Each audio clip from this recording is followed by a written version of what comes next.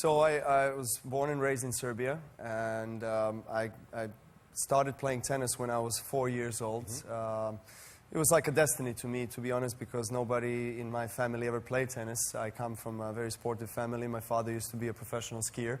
He played soccer as well. My mom graduated from the University of Sport, so they met on the skiing slopes in a mountain resort called Kopaonik. He was a skiing instructor. She fell down. He seized his opportunity and he said, he said, "Hi, can I teach you how to ski?" And she said, "Yeah, sure, why not?" And then here I am. Yeah, here you are. Yeah.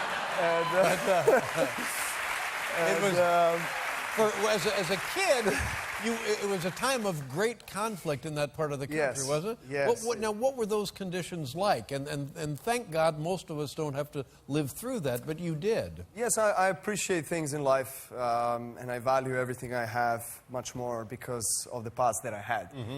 Serbia is a small country, of course, very small comparing to the United States, and we had a tough past, especially in the last 3 decades. We had 2 wars. We had a sanctions embargo for 10 years. People had to wait in a line for bread and milk, and it was tough. I've been through all of that with my grandparents, with my parents. There were times when I was not able to travel for the tournaments in junior circuit because we didn't have the financial possibilities. But, you know, when I look back, I'm happy that I had the past like this because, as I said in the beginning, it made me appreciate everything I have now. Were you and your family in physical danger when you were a kid? Yes, we were. Well, you know, I think most people would agree that war is something that, doesn't bring any good to anybody. Nobody wins in the war, so I don't wish anybody to experience what I and my family or many Serbian people have experienced. You know, you see the planes flying over your head and, you know, bombs and people running away, crying, buildings burning, so forth. So it was really tough.